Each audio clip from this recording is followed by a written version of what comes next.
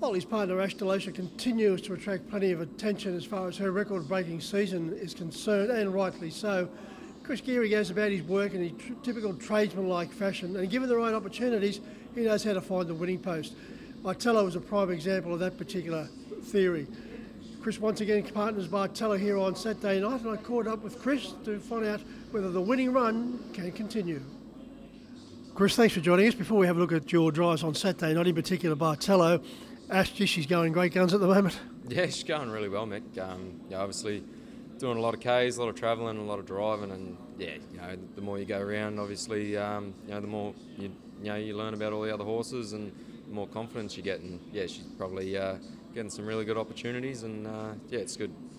As the saying goes, Chris, success breeds success. Yeah. She, like I said, she's working really hard, and for someone that sort of, probably 4 or 5 years ago had never even sat behind a horse, she's going really well. You must be a good teacher. Yeah, I don't know about that. She probably had a couple of good teachers, but she sort of, from the day she first sat in one, probably didn't go to plan that first day, but she, she's always sort of been pretty natural, never been one to be frightened of one or anything like that. So, she's always generally really confident, in what she's doing. So, it's a big help. Well, Ash works here at Club and Angle on a regular basis. How many horses are you working?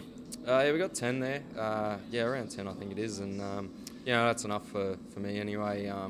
Obviously, like I said, Ash comes over in the morning to work for Ricky Altrin for a few hours. So, 10's plenty for me there to try and get through until Ash sort of gets back around a bit before 11 there. So, with all the racing and whatever else we got going on, that's it sure keeps us busy. Chris, you don't get the headlines that a lot of the other drivers get, such as the Cam Harts and Jack Carligan and so forth. But you go about your business in a very professional manner, and you've produced a couple of pearl of drives of lately to get horses home. Yeah, probably. Probably not driving, quite the overall quality of what I, maybe once had for a while there, but probably due, moving around a lot. A lot of people sort of settle on their own drivers, and probably, a little bit of my own fault, sort of not being settled in the one place, for a while. So, it's good to be home. Starting to get those few more opportunities, and like everything comes down to horsepower and what you're driving. So, it's good to get some quality drives and show that you can still sort of match it with the best of them. Well, trainer Alan Alul will be very pleased that you're available to drive Bartelli for him, because you've formed a very strong relationship with this horse. Yeah, known the horse for a long time. Grant and Alan, great friends of mine, and we even had the horse there for a little while in our care. He's a beautiful big horse. Always had plenty of ability, and just taken a long time to come to hand. Had a few setbacks along the way, and things just not going his way. But his last 4 or 5 runs have been really, really good, and he's starting to put it together. Yeah, he's come of age, Chris, and it all can be put down to confidence as well. Yeah, definitely. Like I said, he always had the ability, and a few runs here he was still racing really well, just bad draws, and no luck in running, so to speak. So lately he's full of confidence, and he's racing really well. One thing I like about him, Chris, and no doubt you too, is versatility in a race. Yeah, definitely. He's got great gate speed. Can also come off a helmet. Can actually do a little bit of work in his races too. So. He's definitely got a few strings to his bow, and he's going to need to now. He's starting to get up in grade and race a few more of those quality horses, but he can only beat what's in front of him, and he's been doing that pretty well. Goes around in race 2, Chris, over 2,300 metres, beautifully drawn in gate 3. Yeah, I think 3's probably pretty good for him down there, nice and low, gives a few options. Like I said, he can leave the gate when you want him to, or if you just want to tuck him in there, you've got options. So.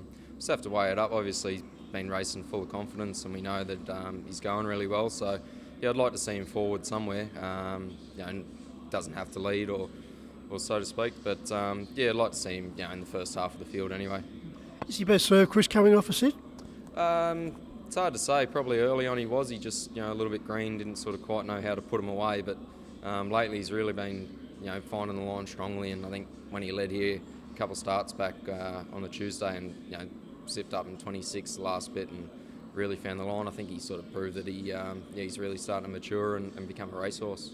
2,300 metres, Chris, and 9 times out of 10, 2,300 metre races are run in Indian file for whatever reason. and the race starts to pick up momentum with 800 to go. Yeah, probably.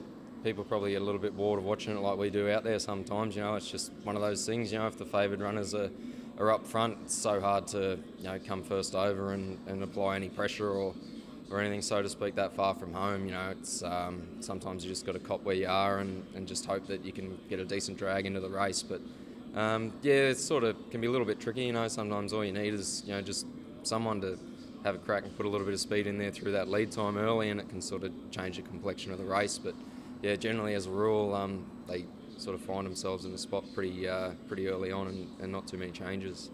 Got some other interesting drives. In the first, you're probably going to have your work cut out with Down Under Earl, but his form prior to last start when he broke was pretty solid. He won the Club Rivers Trotters Cup on True Day. Yeah, he actually he's probably stepped up a little bit late. Obviously, he got things wrong last time, but I thought his run before that was good. He sort of got dragged out the back a bit and still found the line well. So obviously a big step up in grade. There's some quality trotters in that field, but drawn down low there, nice and handy. If he can just posse up on the fence there in the top 5 or 6, he'll probably be wouldn't surprise you if he snuck into a minor 4th or something. He's prepared by Leon Girdley and also has our Uncle Jim going around in the 3rd, but Extreme C's also going around in that race. Yeah, I seem to run into that horse a lot lately, but Jim, he's pretty consistent. He's probably been out of form a touch of late, but when he gets the right sort of trip and that, he can still finish off as good as any of them. So he's a bit the same as the trotter in the first. He's drawn down nice and low, so shouldn't have any trouble getting to the fence there and getting a good tow along, and hope he's sort of good enough to finish into a place. The next 2 drives, Chris, are both very useful performers. In race 6, you've got Promised Land for Freddie Tabor, a very consistent performer, coming off a 22 metre 6th at Melton, but that was behind a horse called Ladies in Red. Yeah, sort of haven't driven her for a little while now. Quality mare. She probably runs into a nice 3-year-old filly here too, but she's racing well. Obviously loves this track and this style of mile racing, so she's got to be in with some sort of chance there with even luck. Yeah, the horse you're thinking of is Millwood Bliss for Brad Hewitt, and he's got a huge opinion of this particular mare. Yeah, she looks looks pretty above average, that's for sure. She I think I watched a work in between races here the other night, and she looked awfully strong. So looks like she's come back off a couple of week freshen up, a bit better than when she left. So that's a little bit scary, but you can. It's a horse race, and anything can happen. Over to race 7, anything can happen with the 2-year-old trotters. We know how good Rainbow Jester is for Dennis Day. Kerry Ann Morris has Monty in the race, and Robbie's got a huge opinion of this. He's already giving you your driving instructions, and they're simple. Just win. Yeah, sounds pretty good to me. But like I said, Dennis's horse, he looks one out of the box. He's pretty special at this stage. But sort of watched Robbie and Kerry's fella closely there the last couple of weeks, and seems like when he gets it right and trots, he's awfully consistent. And like I said, it's a horse race. Anything can happen. I only take one of those horses to do something wrong, and the ball could be in our court. So just got to hope that he brings his best behaviour and does everything right, and I'm sure he'll earn some money for the connections. As I said, with the luck in running, Dennis's horse is outstanding, plenty of potential, but has been iffy. Yeah, he probably, a bit like a few of them, sort of once they have a few runs there, sort of starting to learn what it's about, get a little bit excited. But Dennis and all the boys down there, they're great horsemen, and I'm sure he'll have him, pretty well spot on there. Bartello, will it be 4 on end? We'll say yes, just for a bit of confidence anyway. Yeah. Good luck, Chris. Thank you. Cheers.